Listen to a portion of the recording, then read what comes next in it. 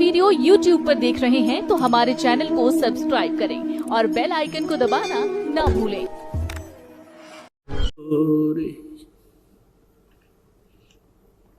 परम पिता परमात्मा पूर्ण ब्रह्म सर्व सृष्टि रचनहार कबीर देव कबीर साहब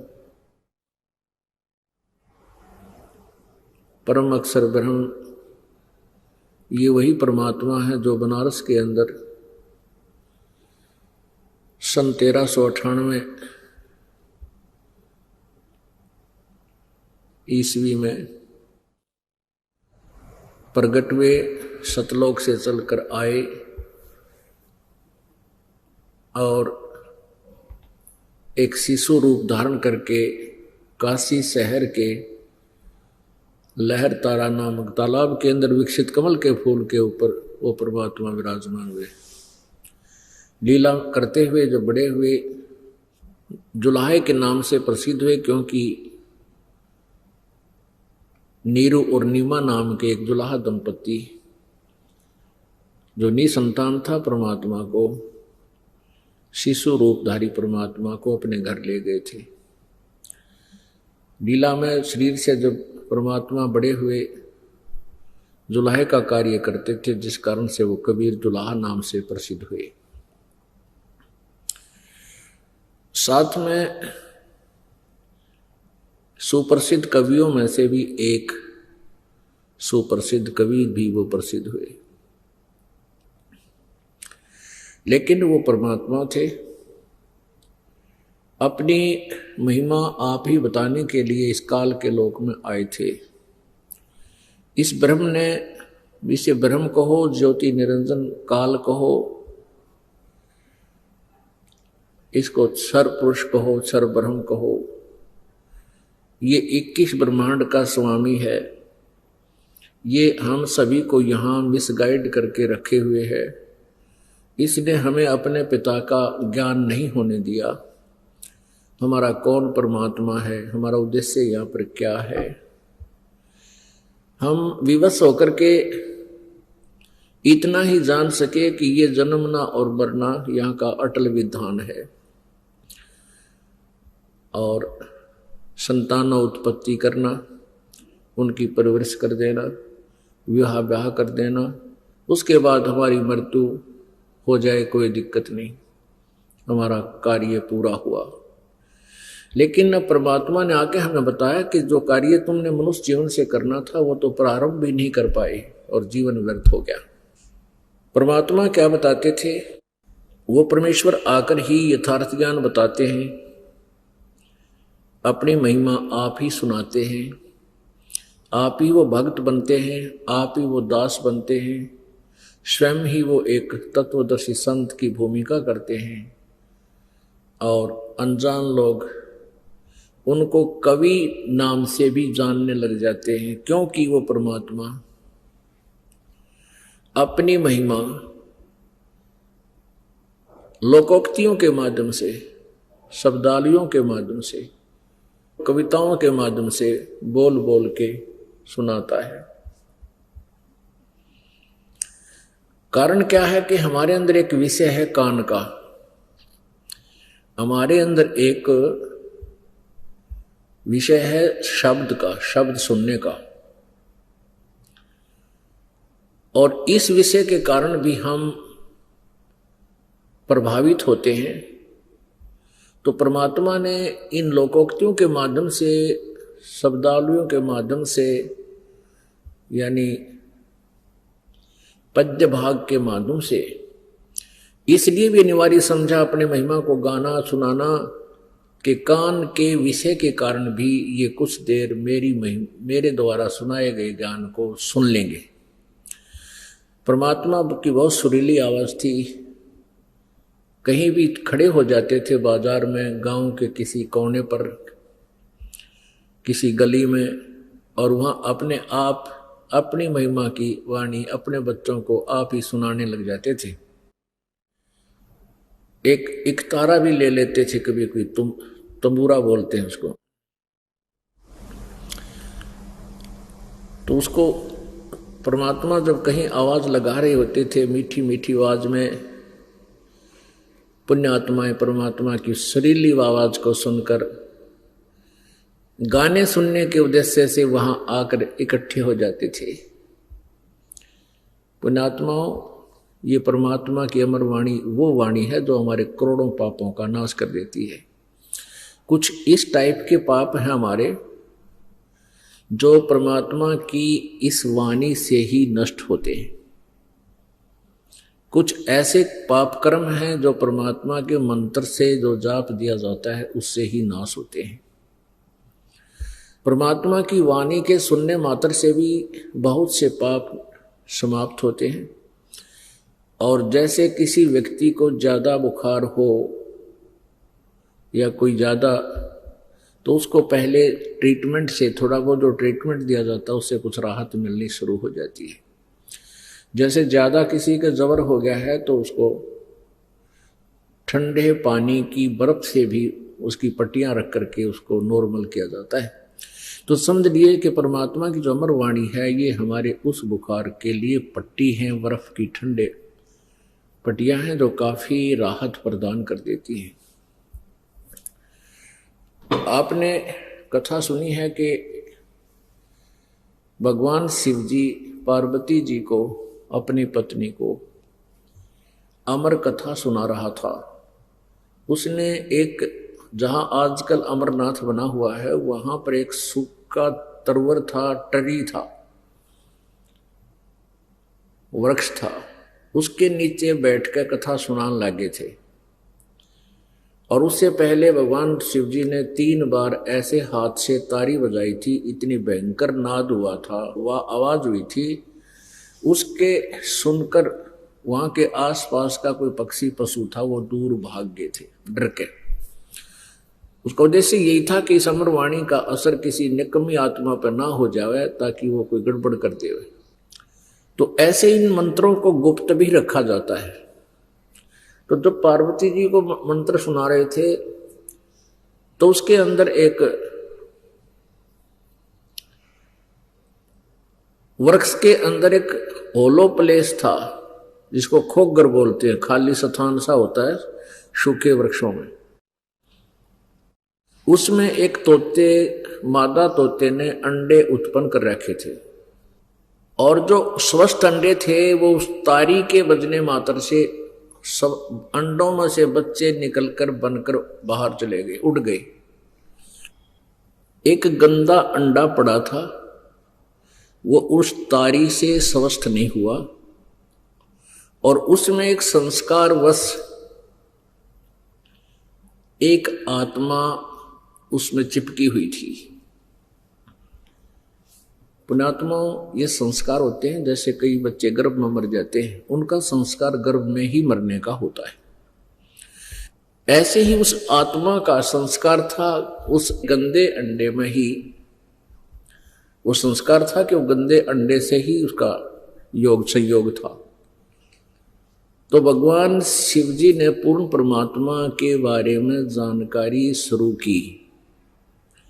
पुण्यात्माओं, यहाँ ध्यान से विचार करना कि विचलित हो जाते हैं जो अनजान से बच्चे होते हैं, पहली दो दूसरी तीसरी बार सत्संग सुनते हैं, कि यहाँ एक प्रश्न मन में उठेगा कि जैसे भगवान शिव जी ने कथा सुनाकर उस गंदे अंडे में जो संस्कारवश एक आत्मा चिपकी हुई थी उसको स्वस्थ कर दिया, वो बच्चा बन गया और वो उड़कर चला गया। तो इससे आपके मन में ये आएगी कि ये भी कर्म के फल को चेंज कर देते हैं। नहीं, ये प्रारब्ध था इसका, और जो प्रारब्ध में लिखा होता है ये परमात्मा, तीनों भगवान, तीनों देवता उसको केवल अप्लीकेबल ही कर सकते हैं, परिवर्तन नहीं कर सकते। अब क्योंकि ये अध्यात्म ज्ञान है और तत्व ज्ञान है, ये वो ज्ञान है जो अभी तक परमात्मा ने, कबीर जी ने किसी को प्रदान नहीं किया था, दास पर कृपा की है। तो इसलिए इसको बार बार सुनाना और समय समय पर इसके जो डाउट क्रिएट होने के स्थान हैं उन कंसेप्ट को क्लियर करना अति आवश्यक हो जाता है। फिर साथ में एक और है कि इसमें जैसे कथा जो परमात्मा की सुनाई जाती है, क्योंकि ये स्वयं भी जीव हैं, ब्रह्मा विष्णु महेश भी एक जीव है, आप जैसे ही हैं। इन्होंने अच्छी साधनाएं कभी की थी, प्रभु कबीर जी के उपदेश प्राप्त करके फिर ये पार ना हो पाए, ये काल का फंस गए, अब इनको यहाँ के प्रभु बना लिया, स्वामी बना लिया अपने स्वार्थ के लिए।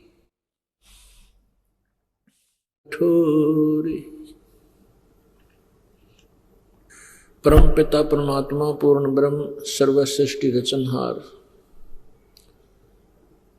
कबीर देव कबीर साहब परम अक्षर ब्रह्म, ये वही परमात्मा है जो बनारस के अंदर सन 1398 ईस्वी में प्रगट हुए, सतलोक से चलकर आए और एक शिशु रूप धारण करके काशी शहर के लहर तारा नामक तालाब के अंदर विकसित कमल के फूल के ऊपर वो परमात्मा विराजमान हुए। लीला करते हुए जो बड़े हुए, जुलाहे के नाम से प्रसिद्ध हुए, क्योंकि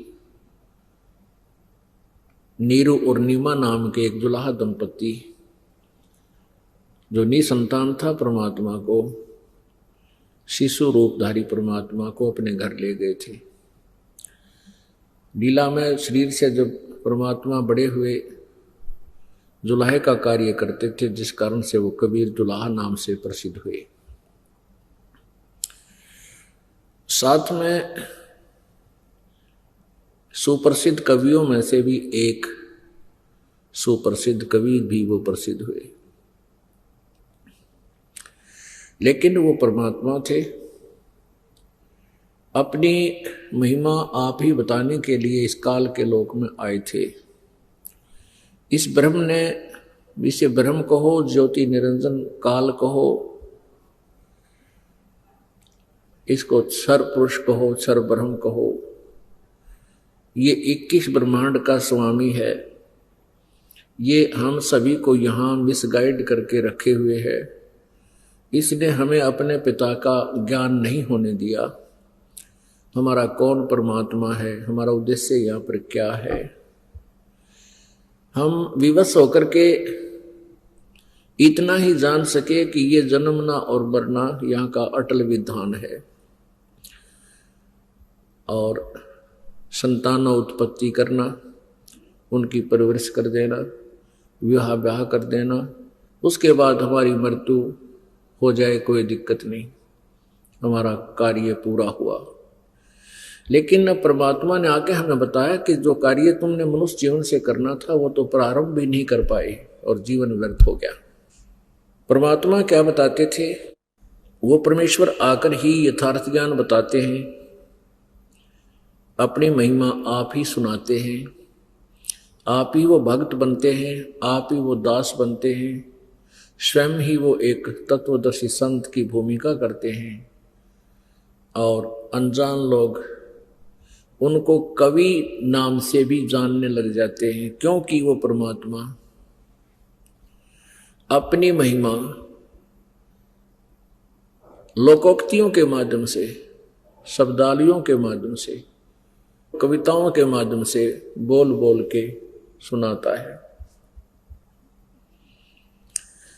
कारण क्या है कि हमारे अंदर एक विषय है कान का, हमारे अंदर एक विषय है शब्द का, शब्द सुनने का, और इस विषय के कारण भी हम प्रभावित होते हैं। तो परमात्मा ने इन लोकोक्तियों के माध्यम से, शब्दावलियों के माध्यम से, यानी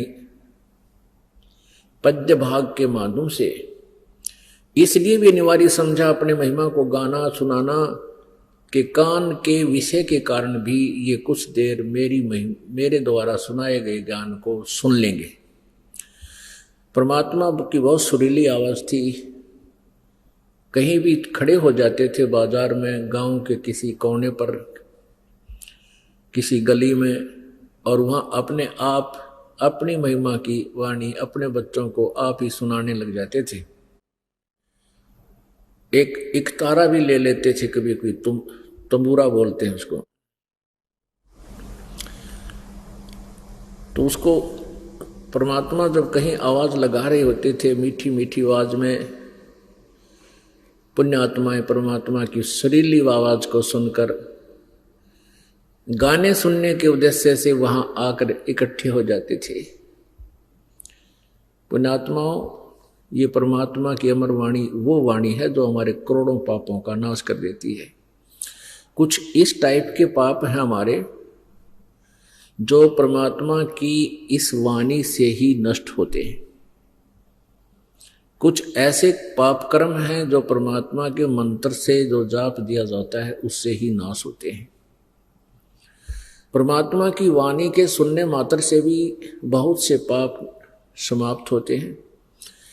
और जैसे किसी व्यक्ति को ज़्यादा बुखार हो या कोई ज़्यादा, तो उसको पहले ट्रीटमेंट से थोड़ा बहुत जो ट्रीटमेंट दिया जाता है उससे कुछ राहत मिलनी शुरू हो जाती है। जैसे ज़्यादा किसी का जबर हो गया है तो उसको ठंडे पानी की बर्फ से भी उसकी पट्टियां रख करके उसको नॉर्मल किया जाता है। तो समझ लिए कि परमात्मा की जो अमर वाणी है ये हमारे उस बुखार के लिए पट्टी हैं, बर्फ की ठंडे पट्टियां हैं जो काफ़ी राहत प्रदान कर देती हैं। आपने कथा सुनी है कि भगवान शिव जी पार्वती जी को, अपनी पत्नी को अमर कथा सुना रहा था। उसने एक, जहां आजकल अमरनाथ बना हुआ है वहां पर एक सूखा तरवर था, टरी था, वृक्ष था, उसके नीचे बैठकर कथा सुनाने लगे थे। और उससे पहले भगवान शिव जी ने 3 बार ऐसे हाथ से तारी बजाई थी, इतनी भयंकर नाद हुआ था, वह आवाज हुई थी, उसके सुनकर वहां के आसपास का कोई पक्षी पशु था वो दूर भाग गए थे डर के। उसका उद्देश्य यही था कि इस अमर वाणी का असर किसी निकम्मी आत्मा पर ना हो जाए ताकि वो कोई गड़बड़ कर दे। तो ऐसे इन मंत्रों को गुप्त भी रखा जाता है। तो जब पार्वती जी को मंत्र सुना रहे थे तो उसके अंदर एक वृक्ष के अंदर एक होलो प्लेस था जिसको खोगर बोलते हैं, खाली स्थान सा होता है सूखे वृक्षों में। उसमें एक तोते, मादा तोते ने अंडे उत्पन्न कर रखे थे और जो स्वस्थ अंडे थे वो उस तारी के बजने मात्र से सब अंडों में से बच्चे निकलकर बनकर बाहर चले गए, उड़ गए। एक गंदा अंडा पड़ा था, वो उस तारी से स्वस्थ नहीं हुआ और उसमें एक संस्कारवश एक आत्मा उसमें चिपकी हुई थी। पुण्यात्माओं, ये संस्कार होते हैं, जैसे कई बच्चे गर्भ में मर जाते हैं, उनका संस्कार गर्भ में ही मरने का होता है। ऐसे ही उस आत्मा का संस्कार था उस गंदे अंडे में ही, वो संस्कार था कि वो गंदे अंडे से ही उसका योग संयोग था। तो भगवान शिव जी ने पूर्ण परमात्मा के बारे में जानकारी शुरू की। पुण्यात्मा यहाँ ध्यान से विचार करना कि विचलित हो जाते हैं जो अनजान से बच्चे होते हैं, पहली दो दूसरी तीसरी बार सत्संग सुनते हैं,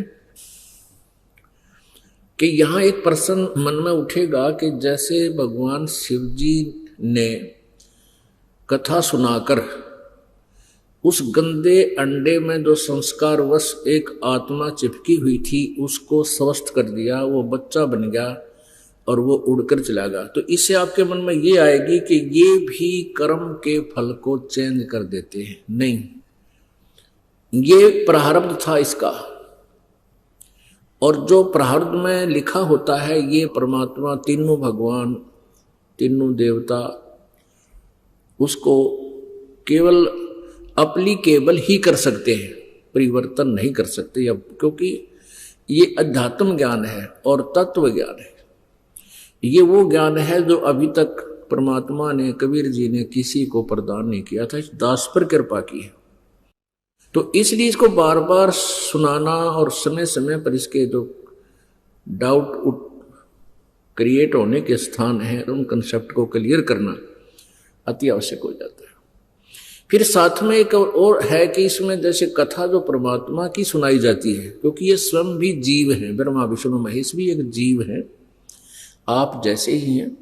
इन्होंने अच्छी साधनाएं कभी की थी, प्रभु कबीर जी के उपदेश प्राप्त करके फिर ये पार ना हो पाए, ये काल का फंस गए, इब इनको यहाँ के प्रभु बना लिया, स्वामी बना लिया अपने स्वार्थ के लिए।